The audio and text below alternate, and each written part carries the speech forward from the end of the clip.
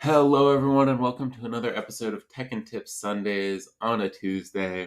Today, I'm coming at you with three kind of quicker tips, but I think all relatively important.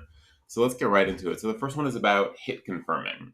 So for those who don't know what hit confirming is, it's basically when you have a two move or three move sequence where if one of the moves hit, the next move is guaranteed to hit.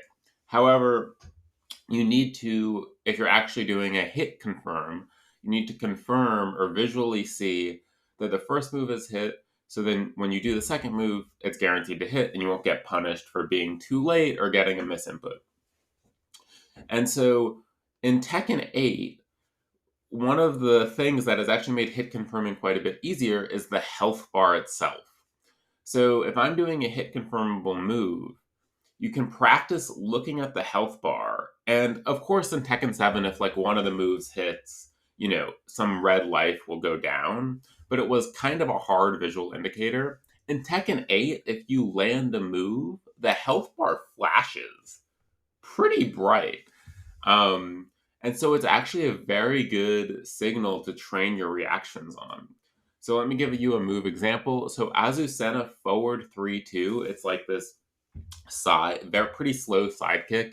It's an 18 frame punish, but it goes into a high that's knocked down. And this is hit confirmable. So you can do forward 3, delay the 2, see if the 3 hits, and then press 2 and get a knockdown. And it's really good for punishment because you want to make sure you're not late on punishments. It's also really good in plus frame scenarios because you're going to basically get a mid where you can tell if it's a knockdown or not. Otherwise, you're safe. And so in practice mode, you can set the opponent action to random block and basically do the forward 3 and just look at their health bar and look for the flash and react based purely on the flash and the red health. And for me at least, that's been the most reliable way of hit confirm practice, you know, more than any other visual indicator. Now, actually, in a game, unless you're in an extremely plus frame scenario, right, it's hard to just be like, okay, I'm going to look at their health bar. However, I think your brain trains itself such that in game, if you're in that hit confirm health scenario, your eyes will like briefly check that health bar in the moment, or it'll be in your periphery and it will activate whatever muscle memory you need to do the hit confirm. At least that's been fairly successful for me in terms of this practice. Okay, so that's tip number 1. Now let's get into tip number 2. Okay, so tip number 2 is all about audio. So in Tekken, there's kind of few scenarios where audio is kind of almost just as important as a visual cue. So in Tekken 7, there was a very good example of Heihachi down back 2, where you could react to the sound of the low and then block it. In Tekken 8, so far I found one pretty good example, although we'll get into tip number 3, kind of also relating to this example. But anyway, it's Nina while standing 1. So Nina while standing 1 has 2 follow-ups.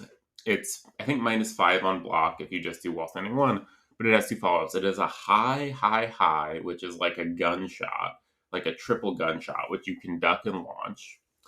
And it has a 4 follow-up, which I believe is -3 on block. And it's pretty slow, so there's an interrupt window. Now, you can option select both of these follow-ups with the down jab.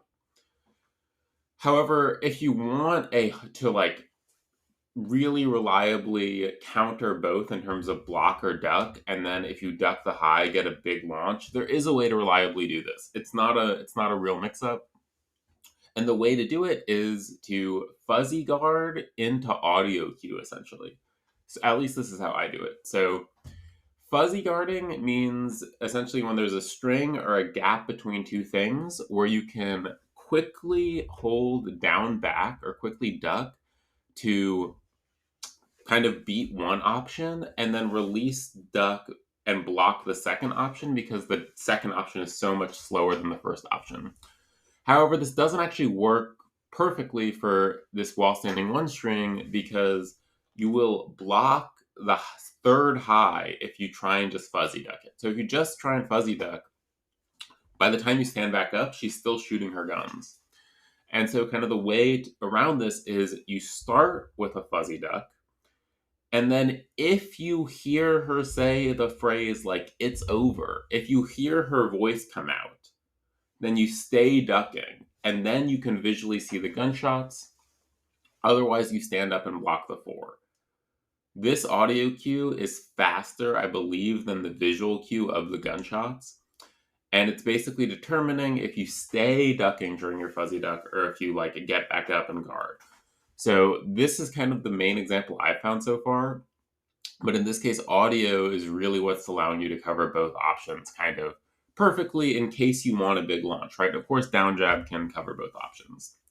So now let's get into tip number 3, which is very similar and about the same string. It's kind of a story I went through this morning, but I was like, okay, what are my character-specific defensive options? And this is kind of tip number 3, which is always look for character-specific options. So one thing you might do for defense against certain characters is go on YouTube and search like anti-Lily guide. And in the anti-Lily guide, you'll see basic or like generic punishes for all of her moves. However, you might also notice that the character the certain YouTube creator is using, they might do something like character specific thing. So maybe they're playing Leo and they're like, you can actually down back 3+4 crush this move or something. And when you see that, you want to be like, okay, or basically when you see any kind of move that isn't like a super generic hop kick, but maybe a string or something like that, you want to just think to yourself, okay, does my character have any character-specific option selects? Whether that's a parry, an evasive move, can I power crush through this? And just test it out in practice mode, because in this example, the while standing 1 string, Azucena can do 1+2, which is a 15-frame counter hit launcher, high counter hit launcher that's safe, to just beat both options. And it's, again, a safe high, and it will counter hit launch both options, both the 1+2 and the 4, because it's high crush frames. I don't know if they're true high crush frames or just jab crush frames, but their high crush frames are like perfectly in line with Nina's gunshots. So I can press 1+2 after while standing 1. If she doesn't do anything, I'm safe unless she breathes hard and does a duck, in which case I get a favorable mix-up. Or I get a counter hit launcher for like insane damage. So, I think Yoshimitsu players are pretty familiar with this because, you have to lab where you can flash and stuff. But I think all characters have really interesting defensive tools that you can kind of lab out and figure out creative ways to beat certain strings.